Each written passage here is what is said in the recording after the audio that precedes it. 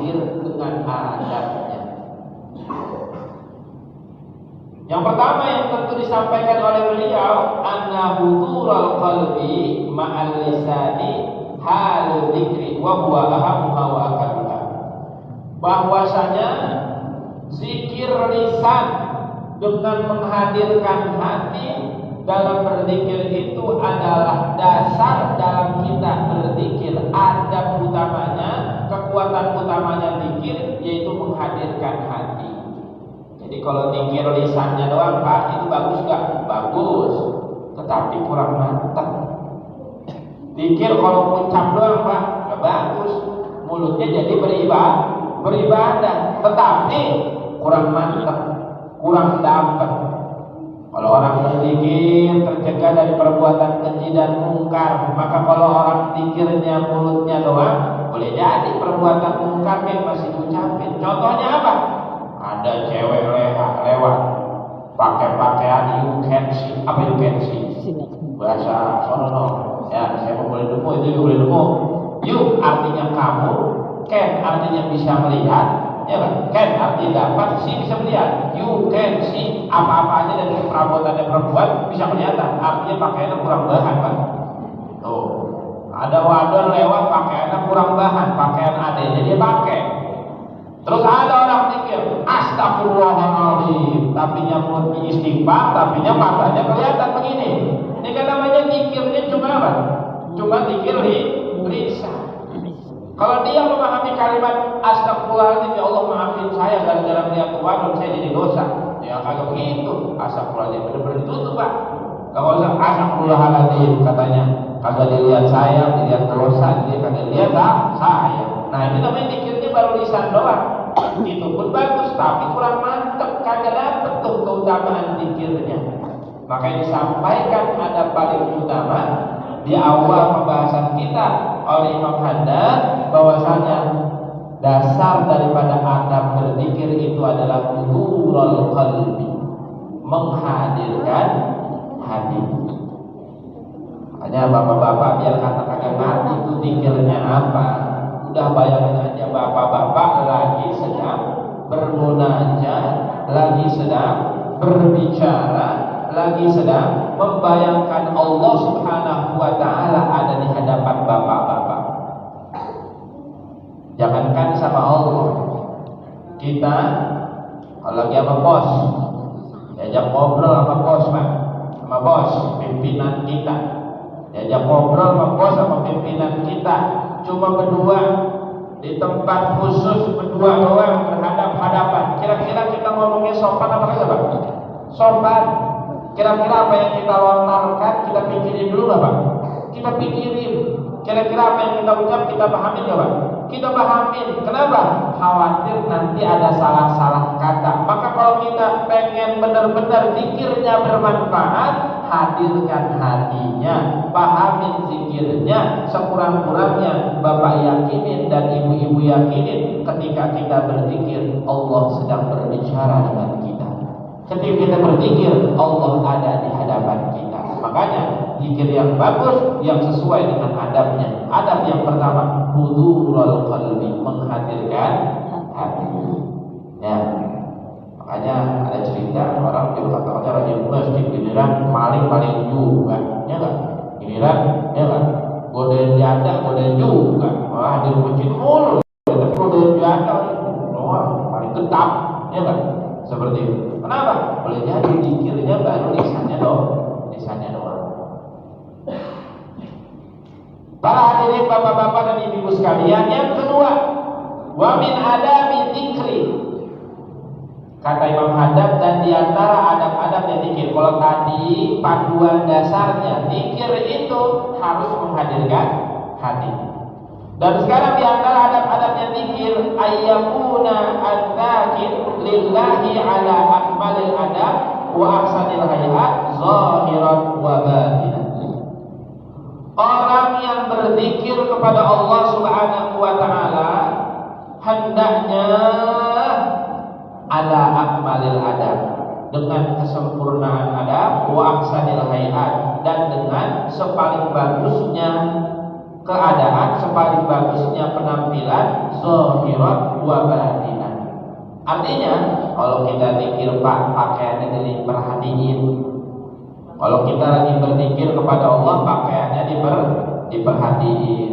Ini pakaian untuk aurat apa kagak tuh. Ini pakaiannya suci apa kagak tuh. Diperhatiin, Pak. Kalau perlu pakaian yang paling bagus yang kita punya. Kalau perlu pakai minyak wangi, pakai minyak wangi. Kalau perlu mau mandi dulu biar wangi.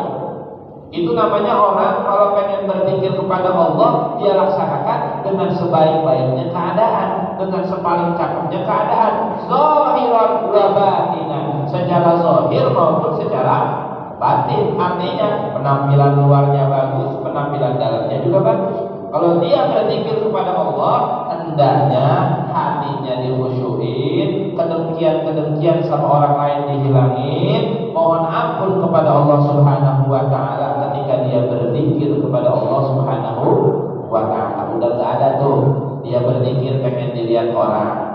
Udah gak ada tuh dia berzikir pengen dipuji-puji sama orang. Kenapa? Zikirnya dia pakai dengan sebaik-baiknya keadaan, sebaik-baiknya penampilan zahir batin, baik secara penampilan luar maupun secara penampilan yang ada di dalam tuh. Ya Bu, kadang-kadang ada orang zikir lagi ada orang, wah iya ada dia, gua zikir dah. Ada dia, lagi ada dia. Coba kalau kagak, ya. Tuh, berapa banyak orang-orang yang biasanya di masjid zikirnya udah di rumah. Assalamualaikum langsung sejadahnya ditutup. Ada nggak gitu? Ada di masjid, masya Allah, di rumah. Nah, kenapa bisa terjadi seperti itu? Boleh jadi dia berzikirnya kurang adab. Apa? Dia berzikirnya hatinya belum dilurus. Tetapi bukan berarti kalau gitu kita zikir di masjid jangan panjang-panjang. Enggak juga, zikir di masjid yang bagus di rumah juga ongkoh. Ngerti ongkoh? Ya sama, ya kan? Ya, orang Jati Mulia sama orang Kali Jamil sama belasannya. Orang beda. Biar kata kampung kita dipisahkan oleh Kali Jamil.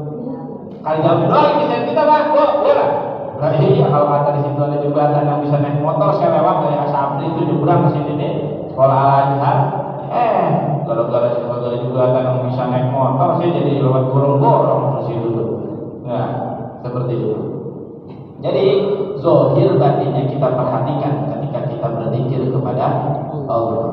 Bukankah kita juga pengen kalau ada orang yang datang ke rumah kita, ada orang yang pengen ke rumah kita, pengen berbicara sama kita, siapapun dia, termasuk kalau ada kita pengen lagi berduaan sama bini kita pengennya pasangan kita itu dengan penampilan yang baik. Benar gak Bu? Benar. Kata ibu-ibu, bapak lu kan nuntut tua kalau mau tidur gue suruh dandan, lu sikat gigi orang, kena air ke orang tuh, kata ibu-ibunya. Iya. Padahal kepengenannya kita, ya lah sama-sama kalau pengen nuntut bininya cakep, laki juga perlu wangi dong. Nah, seperti itu. Kita pengennya manusia begitu. Bagaimana Allah, bagaimana adab kita sama Tuhan kita ketika kita mendekatkan diri kepada Allah. Kemudian yang selanjutnya, wa yakuna ala taharatin wa nadhafatin tammatin. Kalau zikir kepada Allah dalam keadaan suci, dalam keadaan bersih, baik badannya, pakaiannya, tempatnya bersihin, yang cakep, yang indah, ya kan? Badan kita, pakaian kita, tempat zikirnya. Nah, kita pilih itu yang bagus-bagus, yang cakep-cakep.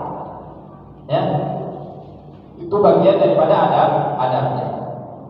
Kemudian wa ayakuna fi hali dzikrihi khashi'an lillah mu'azziman li jalali.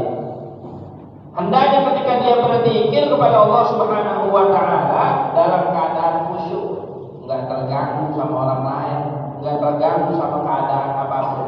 Khusyuk karena sedang menghadap Allah. Mu'azziman li jalali. Dia mengagungkan kebesaran Allah Subhanahu wa taala. Artinya nggak ada hal-hal yang lain yang lebih besar daripada Allah Subhanahu wa Ta'ala ketika dia sedang berzikir. Kalau ada hal yang lebih besar, lagi mikir HP bunyi, nanya, tong itu siapa yang ngebel? Wah, semua tuh. Artinya masih ada sesuatu yang lebih tinggi. Ya, hendaknya ketika berzikir kita menghilangkan itu semuanya, khusyuk kepada Allah dan mengagungkan Allah Subhanahu wa Ta'ala. Kemudian yang selanjutnya, mustaqbilan lil qiblati, menghadap kiblat. Cari zikir, cari tempatnya kita hadapin ke arah kiblat. Kemudian mutriqan sakinal atraf ka'annahu bisa fi sholati. Keadaannya tenang.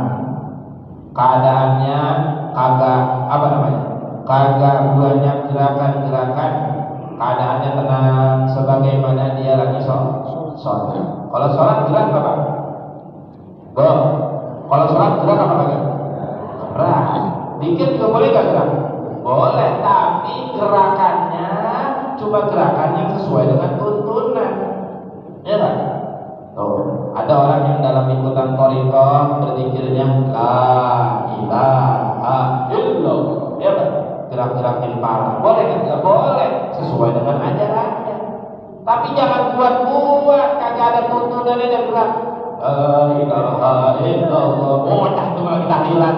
La ilaha illallah, ya apa teman? La ilaha, itu mah nggak ada tuntunan. Itu maksudnya jangan kayak gitu. Kalau zikir tenang, ka'annahu fis shalah, sebagaimana dia lagi sholat. Kalaupun pakai gerakannya sesuai yang dituntun, gerakannya sesuai yang diajarkan, kagak nambah-nambahin sama yang lain-lainnya. Sholat juga kalau kita gerakannya di luar gerakan sholat 3 kali berturut-turut kita lakuin, batal di sholat. Makanya adabnya zikir pun demikian. Jangan kebanyakan gerakannya gerakan yang diajarin aja. Kalau nggak ada gurunya, jangan pakai gerak-gerak. Gua dapat kali mimpi. Siapa yang kasih tahu dalam mimpi? Setan. Ya nggak? Hati-hati tuh. Ya, kita bukan wali. Sholat masih jarang-jarang. Tiba-tiba mimpi katanya gua dapat wahyu. Setan tuh Pak yang kasih tahu. Hati-hati. Banyak orang ngaku-ngaku wali kayak gitu tuh. Ya, ngaku-ngaku wali kayak begitu. Katanya gua dapat mimpi ketemu sama Nabi Muhammad. Orang ketemu Nabi Muhammad malu cerita Pak, malu. Ya kan? Tuh, kagak dengan mudahnya dia cerita sama orang-orang. Wali kagak bakal dia kasih tahu sama orang, gua wali nih, wali murid iya cerita sama orang, gua wali murid, wali santri iya. Kalau wali maka kasihnya Allah nggak bakal cerita.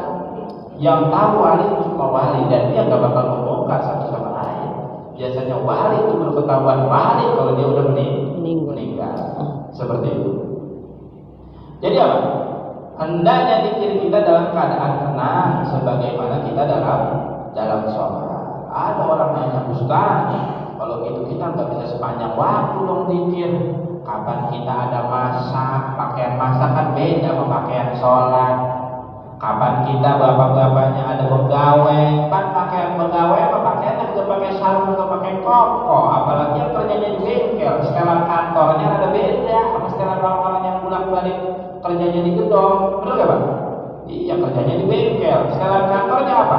Pakai kaos atau kagak pakai baju yang ada tulisannya merek oli. Iya, boleh gratis dikasih. Iya. Gimana Ustaz? Kalau gitu sih kita bisa berzikir kalau melakukan ibadah.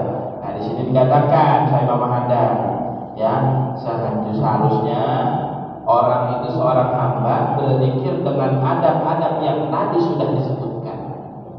Kalau nggak bisa sepanjang waktu bagaimana? Hendaknya dia menyediakan satu waktu yang dia berzikir dengan adab-adab tersebut.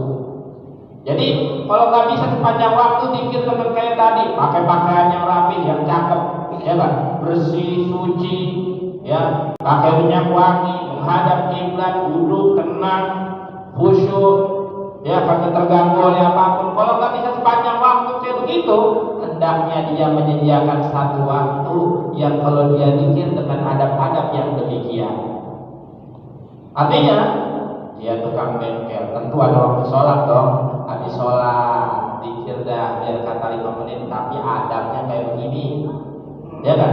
Biar kata dia kerjanya di kantoran, tentu ada waktu sholat. Sholat kan orang kantor lah sholat. Ilokan mau kerjanya kantor, mau orang kaya atau wajib sholat sama. Orang miskin, orang kaya, orang sehat, orang sakit, orang mau mati sekalipun wajib dia sholat seperti itu.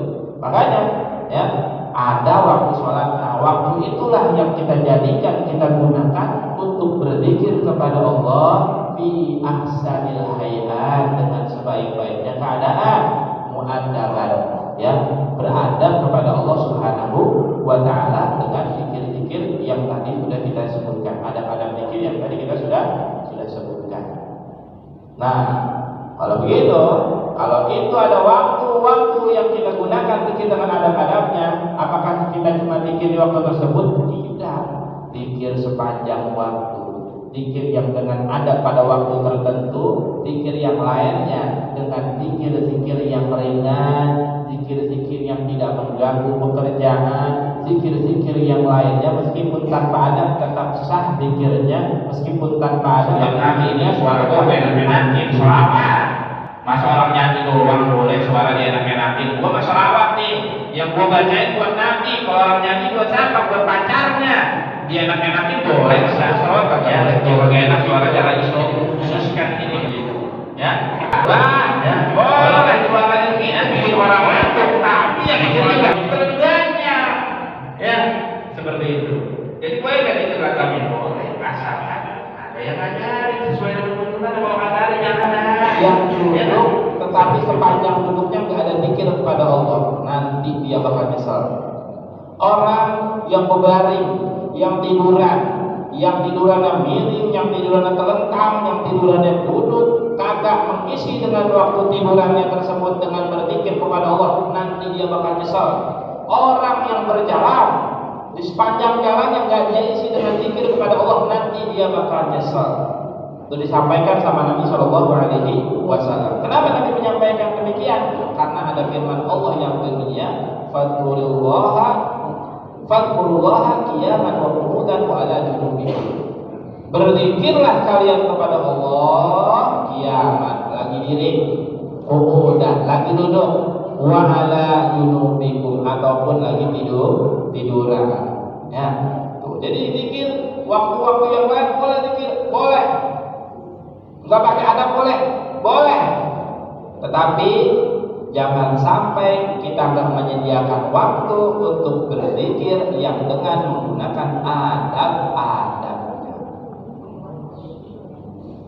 Halo, kita bisa ngobrol, ya kan? Merumpi, di mana kita bisa. Sekarang saya tanya, zikir boleh nggak? Di mana-mana aja kita bisa. Halo. Ada cerita di TV, kan WC di luar negeri mah pakai WC umum di kita, WC di WC di kampus. Ada tuh film tuh saya nonton tuh, bisa dari atas. Orang mohon maaf lagi buang air besar, ya nggak, belah sini lagi buang air besar, megangin majalah, belah sini megangin HP, ya nggak, ketutupan celananya. WC duduk, dia ngobrol kongko sama temennya sambil nongkrong sama lagi nongkrong, dia ngobrol kongko sama temennya, ya. Tuh, nah, sekarang saya tanya, kan dia mah boleh tuh, bisa tuh kongko kayak gitu tuh. Sekarang saya tanya, zikir kondisi kayak gitu boleh kagak? Ayo, boleh kagak? Halo, boleh kagak?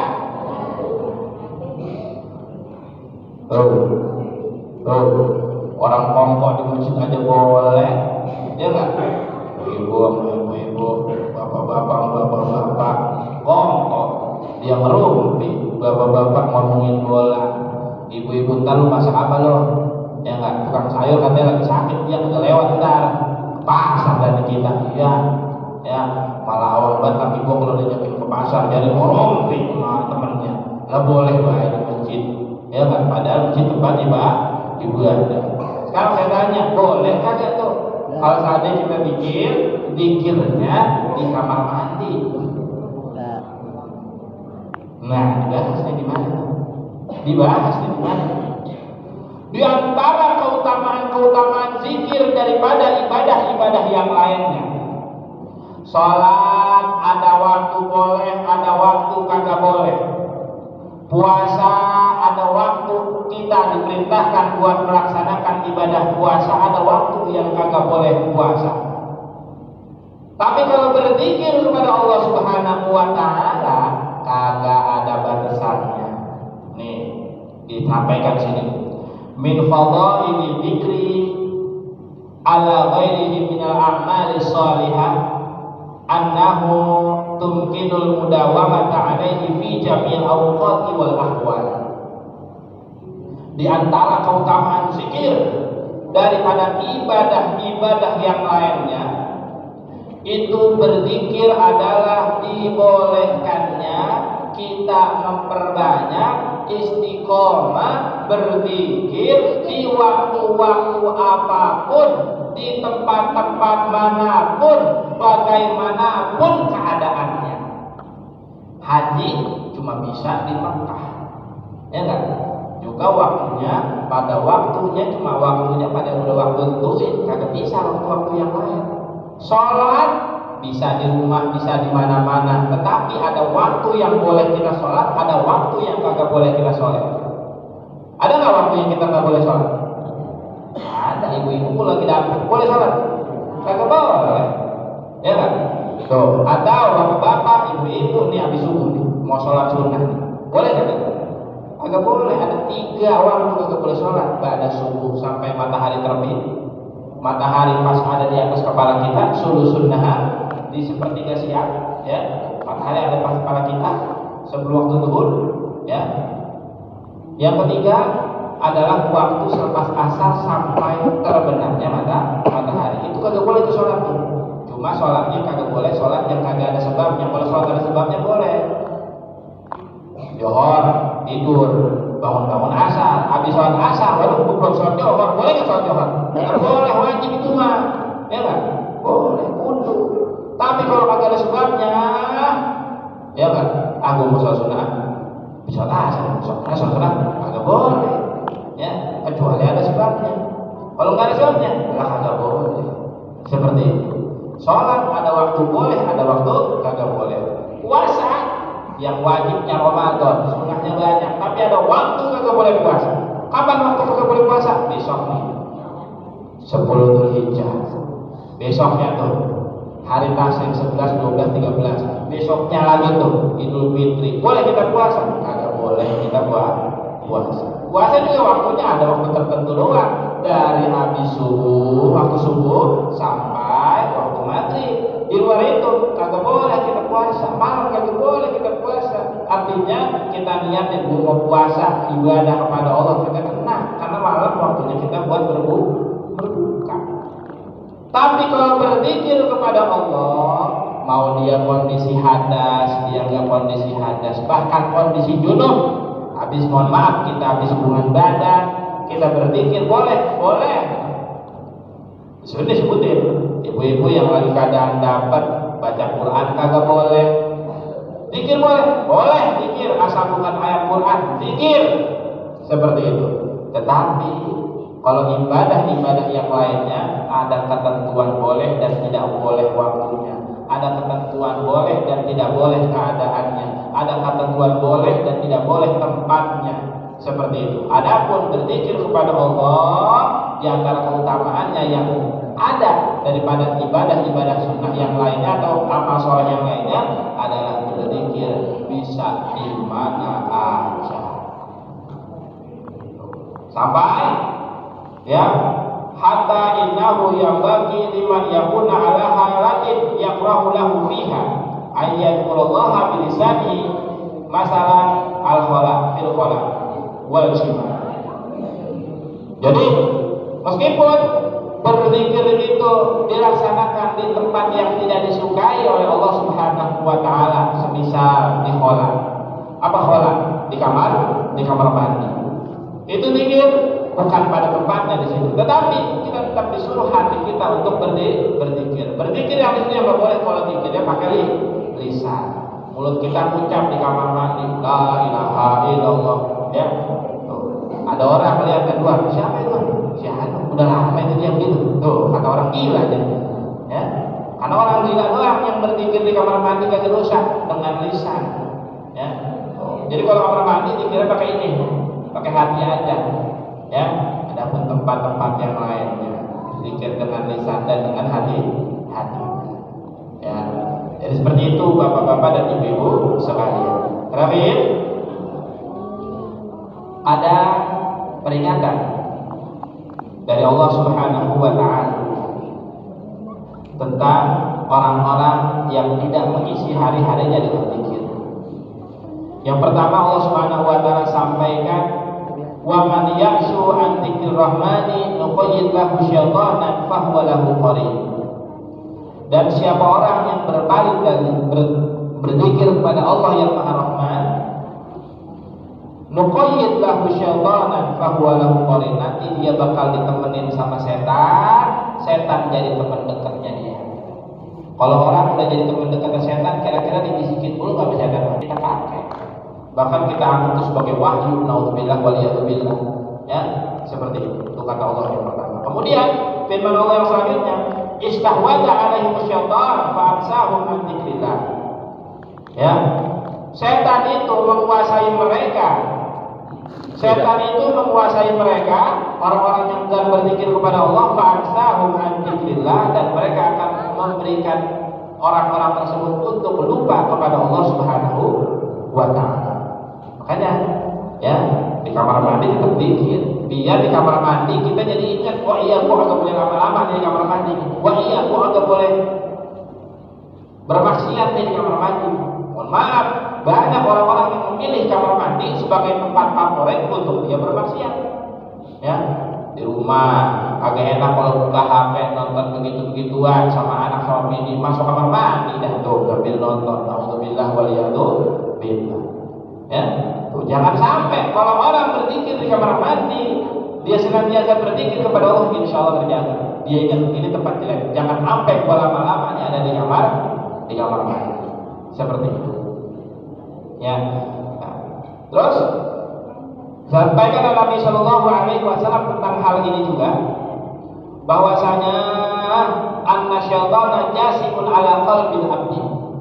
Sesungguhnya syaitan itu jasim, berdiam diri, bertengger ala qalbil abdi, di hatinya seorang hamba. Fa idza dzakarallaha khanasa. Apabila seorang hamba itu berzikir kepada Allah Subhanahu wa taala, khanasa, itu setan kabur. Kemudian wa qata'a liwaswasatihi, dan enggak wa idza ghafara waswasalahu. Tapi kalau dia lalai daripada berzikir kepada Allah, setan bakal menggoda-goda dia. Artinya nih, hati kita ini ada tempat di mana setan itu bertengger. Makanya boleh jadi bisikan setan itu gampang masuk ke hati kita. Dengan ibu-ibu, dengan istilah kagak enak kasihan, dengan bapak-bapak, dengan istilah lu kurang gagah kalau kagak begini. Setan itu bertengger di hati kita, mudah banget masuknya kepada hati kita. Maka cara biar mengusir setan adalah dengan berzikir kepada Allah Subhanahu wa taala. Makanya ada ulama yang menganjurkan, kita kan tahu kalau mengusir setan bacaan Al-Qur'an ayatnya ayat apa? Ayat kursi namanya ya. Tuh, ada ulama yang mengajarkan ketika kita baca ayat kursi pegang dada kita. Tuh, baca ayat kursi pegang dada sebelah kiri. Dikatakan di situ karena apa? Supaya setan yang pada situ biar pada pergi, biar pada merah, biar kagak doyan ada di situ. Seperti itu. Ya, jadi mudah-mudahan ini semua jadi nasihat buat kita semuanya. Di bulan yang mulia ini, di hari-hari yang mulia ini, dengan pembahasan zikir ini menjadikan kita jadi orang yang rajin buat berzikir kepada Allah Subhanahu wa taala. Bukan karena faktor ini hari yang mulia saja, tetapi karena faktor juga Allah Subhanahu wa taala yang memerintahkan kita untuk berzikir kepada Allah Subhanahu wa taala. Ya, orang munafik digambarkan dia kalau berzikir sedikit, maka jangan jadilah kita seperti orang munafik yang berzikir kepada Allah hanya sedikit. Hendaklah kita jadi orang yang senantiasa berzikir kepada Allah Subhanahu wa taala, bahkan dengan adab-adabnya. Jika tidak mampu sepanjang saat kita berzikir dengan adab-adabnya, carikan waktu yang kita bisa bermesraan, berduaan dengan Allah Subhanahu wa taala berzikir kepadanya, bermunajat, berkhalwat bersama Allah Subhanahu wa taala dalam rangka berzikir kepadanya dengan penuh adab sebagaimana adab-adab yang telah kami sampaikan, dengan pakaian-pakaian yang terbaik zahiran wa batinan, tempat pakaian dan badan yang suci bersih, dalam keadaan khusyuk kepada Allah melakukan kebesaran Allah Subhanahu wa taala, dan juga dalam keadaan menghadap kita dalam keadaan tenang sebagaimana kita dalam ibadah salat kita kepada Allah Subhanahu wa taala. Mudah-mudahan ini jadi nasihat buat kita semuanya, mudah-mudahan ini jadi petunjuk buat kita semuanya, mudah-mudahan ilmu yang kita dapatkan ini bermanfaat. Amin amin ya rabbal alamin. Mungkin kami cukupkan sampai di sini. Bila kiranya nanti ada yang mau ditanyakan disilakan, bila tidak langsung ditutup oleh guru kita dalam pembacaan doanya. Sekian dari saya, warahmatullahi wabarakatuh, dan Allah wa iyyakum ajmain. Assalamualaikum warahmatullahi wabarakatuh. Waalaikumsalam. Sebelum kita tutup, sebagaimana biasa kita buka dengan tiga pertanyaan kepada seluruh jamaah. Monggo silakan kepada bapak ibu. Jadi ibu silakan. Pertama, tentang keutamaan sholat Jumat. Ketika khotib sudah tiba pada hasil itu kan sudah disampaikan. Itu wasma'u wa tu'minu. Sedangkan khotib sudah naik tiba, ya maaf aja, apakah memang udah adatnya? Itu kotak amal keliling. Apakah itu mengurangi kesempurnaan sholat Jumat atau dibolehkan? Yang kedua, ketika khotib sedang menyampaikan sholat Jumat, kemarin saya lihat di samping saya ada orang berpikir habis sholat sunnah sambil mendengarkan khotib menyampaikan, dia dirinya dia terang-terang subhanallah subhanallah alhamdulillah kayak seperti orang sholat. Apakah itu mengurangi kesempurnaan sholat Jumat atau tidak? Mohon dijelaskan. Dan kalau misalkan ada solusi ketika sholat Jumat dilaksanakan, ya, faman lagha fala jum'ata. Orang yang berbuat lagha itu maka dia nggak dapat Jumat. Jumatnya gugur, tapi nggak dapat keutamaan sholat Jumat yang dilaksanakan. Seperti itu. Nah, sekarang pertanyaan, apa-apa aja yang termasuk lagha? Digambarkan, ngasih tahu orang untuk diam aja, itu udah termasuk bagian daripada lagha. Ya, udah termasuk bagian daripada lagha. Ya, seperti itu. Nah, pertanyaannya, sekarang kalau khotib udah naik, kotak amal dijalanin, itu termasuk lagha apa enggak? Ada dua pendapat. Pendapat pertama bilang termasuk bagian daripada lagha, karena hendaknya seorang yang datang Jumatan itu khotib khutbah dia khusyuk mendengarkan khotib. Ya, sebagaimana orang sholat, ketika dia sholat, imam sudah lagi baca Quran, lagi baca Fatihah, hendaknya makmum ini mendengarkan bacaan sang imam. Ya, seperti itu. Yang pertama menganggap itu termasuk bagian daripada lagha. Kalau orang dapat lagha kan berarti dia sudah dapat pahala Jumatan. Seperti itu. Yang kedua tidak menganggapnya. Tapi dari kami dulu mempraktekkan demikian di Masjid Hidayatul Rahman. Di tempat saya jadi jamaah di situ. Dulu sampaikan oleh guru kami Ki Haji Abdul Latif. Beliau menyampaikan untuk berhenti menjalankan kotak amal ketika Jumatan.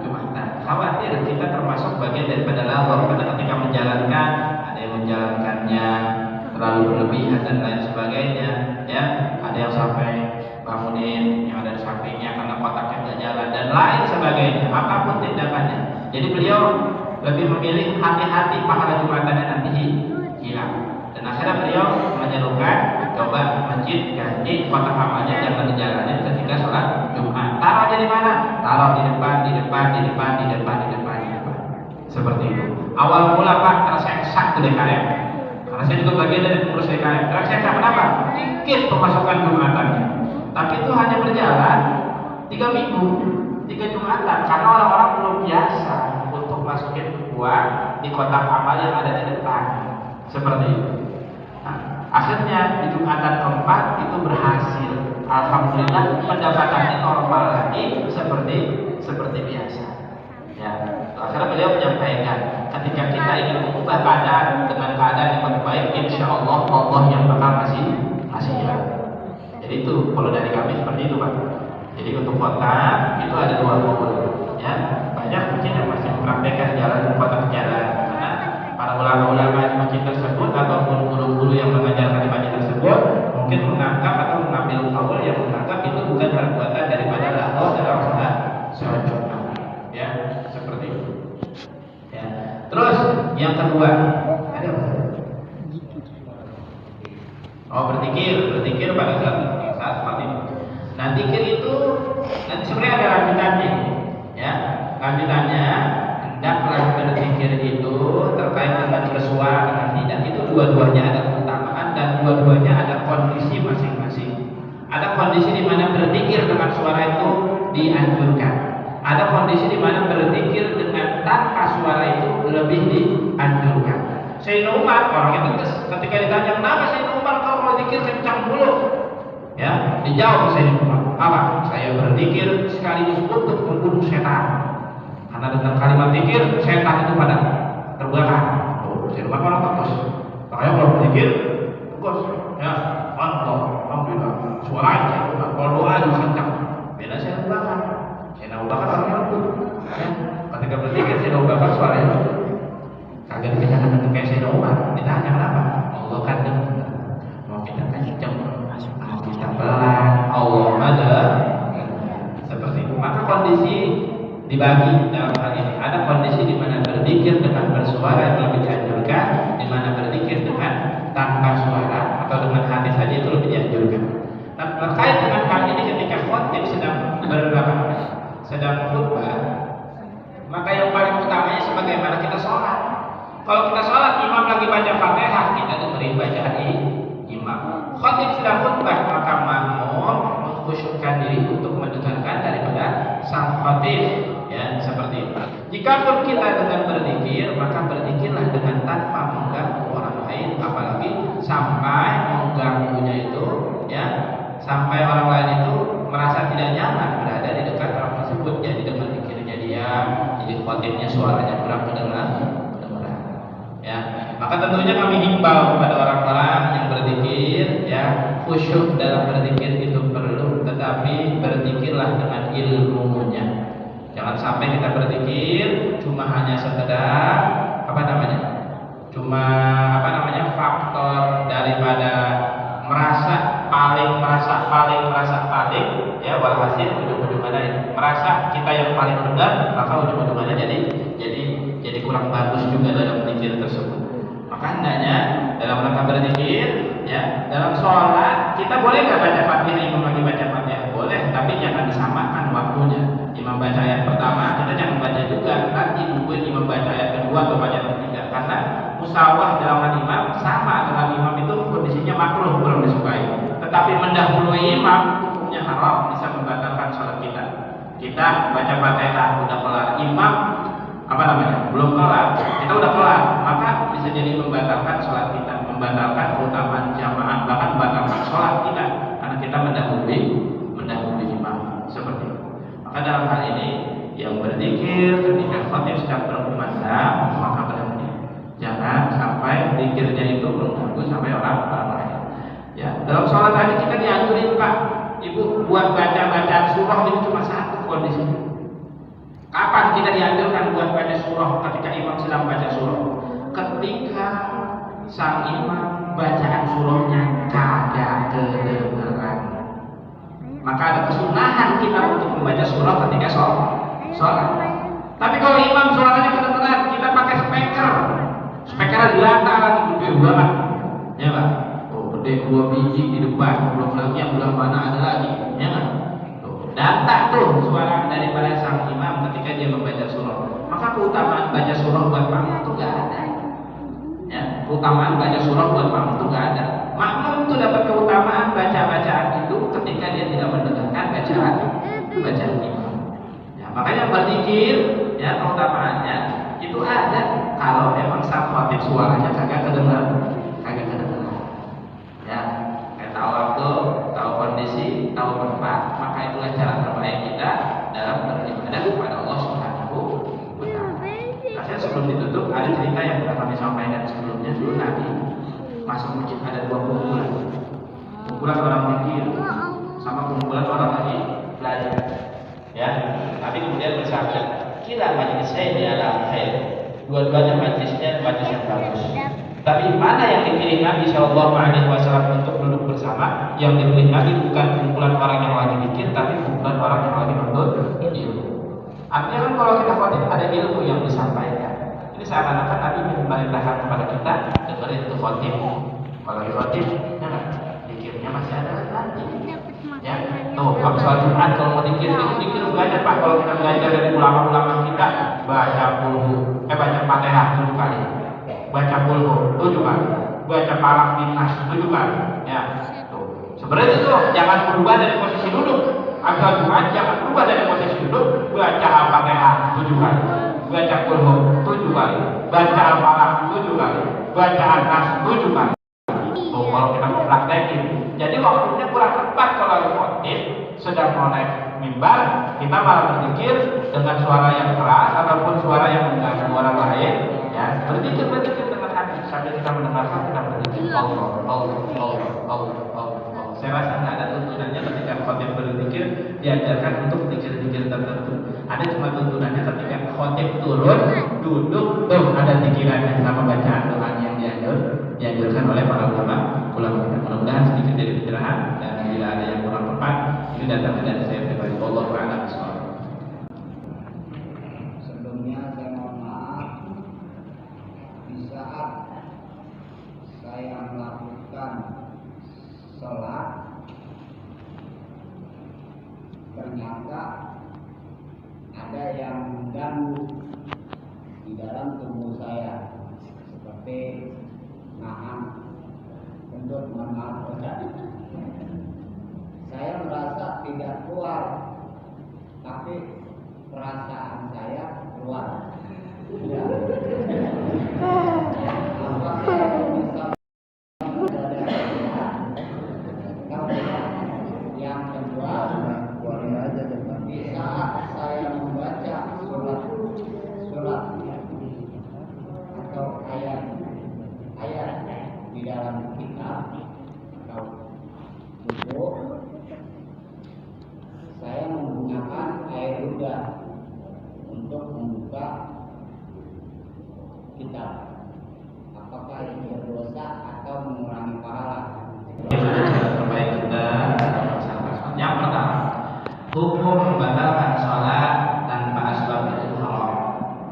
Apalagi sholat yang kemudian bapak batalin itu haram. Kalau haram berarti berdosa. Ya, kalau bapak lagi sholat pengen kentut, ya pengen kentut, boleh nggak batalin sholat? Kagak boleh kalau belum keluar kentutnya.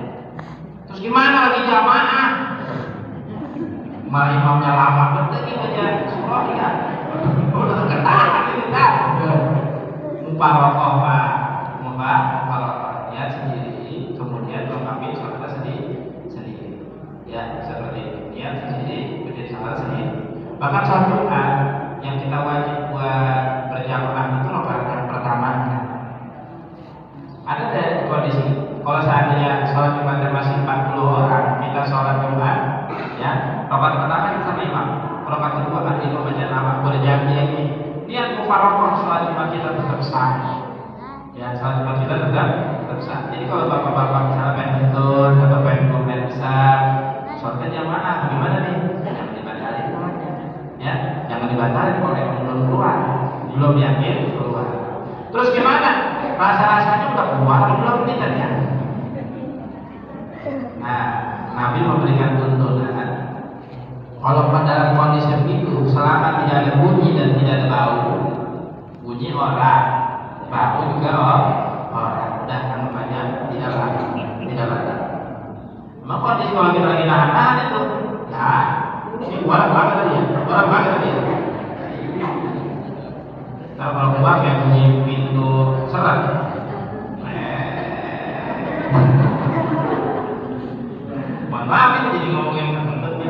bagi ilmu ya tentu tidak akan bagi ilmu ya kita kalau ilmunya sama bagi ilmu mah. Jadi kalau saya kerja begitu, ya tentunya kalau emang nggak ada bunyi, nggak ada bau, maka kita bisa anggap tidak. Tapi kalau Imam Zohiri dalam kalamnya asal udah rasa-rasa di perut, kemudian kita tahan, udah anggap aja itu batal. Kalau kata Imam Zohiri, mana ada bapak yang nyamannya mau pakai yang mana? Saya rasanya batal aja, saya ikut pendapat Imam Zohiri dan pakai itu. Kalau rasa-rasanya saya mau pakai pendapat yang kedua aja, kagak ada bau, kagak ada bunyi, dan saya belum betul. Ya, nggak ada bau, kagak ada bunyi, berarti saya belum betul. Udah pakai. Ya, tapi kalau emang beneran keluar, nggak ada bau nih, nggak ada bunyi nih, yang belum betul, tentu itu mah rasa saya udah yakin keluar. Ini mah kita bingung nih, tadi keluar kagak ya? Keluar kagak ya? Buat nahan soalnya. Nah, kalau kondisi Imam kayak gitu, nggak ada bau, nggak ada bunyi, maka anggapannya bisa kita anggap belum keluar, belum batal. Ya, seperti itu kondisi yang pertama. Pertanyaan yang pertama. Pertanyaan yang kedua mengatakan, belajar kitab mobilnya pakai ludah. Ya, tuh. Sekarang pertanyaannya, ludah itu najis bukan? Betul ya Ustaz, najis bukan ya. Nah kalau bapak anggap ludah itu najis, ya, anak cium tangan sama kita. Kadang-kadang ada yang ciumnya, ya. Kalau ini kita anggap najis, ludah ini kita anggap najis, maka kita nggak pakai cuci tangan lagi kalau kita mau sholat kita nggak sah dan najisnya. Nah sekarang pertanyaan udah najis kan? Karena bukan najis. Seperti itu. Terus gimana kalau seandainya kita pakai, ya, dan pakai ludah, ya, seperti itu. Boleh aja. Itu kan bukan najis. Yang najis itu iler. Bisa bedain ludah iler ya? Bisa. Ya, seperti itu. Dan kondisi kita ngambil ludah itu juga bukan dalam rangka menghinakan kitab ataupun Quran yang kita baca. Beda kalau seandainya kita dalam rangka menghinakan nih, buka Quran pakai ludah nih, maka kita pakai ludah itu dalam rangka menghinakan. Jelas ini yang kita boleh. Ya, emang kan kalau kita apalagi bukunya baru, ya, webnya tuh, waduh, masih anu banget tuh, ya, duit aja kalau masih baru, ngomong kitab kemungkinan, nggak tahu saya kan duit, bocah nih kalau saat ngitung duit lebaran itu. Kata gua kali udah 100.000 ini, genetnya masih kurang ini, hitungnya salah, kenapa? Tangannya ada dulu kejayaan, ya kan? Seperti itu. Maka dalam hal ini, ya, bagaimana hukumnya kita membuka kitab dengan mudah? Kalau bukan dalam rangka kita menghinakan, malah yang boleh-boleh aja. Dan karena itu bukan najis, beda sama iler. Kalau iler kita tidur, najis iler tuh. Ya, makanya jangan orang yang ileran, jangan tidur dalam masjid. Ya, yang kalau tidur suka ileran, apalagi ileran bau. Ya, ada masjid. Ya, atau kalau mau tidur dalam masjid, karena kan ada masker tuh. Ya, pakai masker. Iler aja iler kemana-mana. Dia jadi ngomongin iler ya, dari ngomongin itu kita ngomongin iler ya. Kalau yang ngomong pakai apa-apa, ya. Tuh, cuma yang tidurnya pakai masker kemudian kena iler, maaf ya. Cuma lurusin lagi satu lagi. Ntar kalau mau sholat, gara-gara bekas ilernya tuh, itu maskernya jangan dipakai, jangan dikantongin. Kalau kita pakai kita kantongin, namanya kita sholat bawa-bawa ya, buat ngelurusin aja. Ya, kalau di mana? Kalau pakai, kalau motor gitu, ya, taruh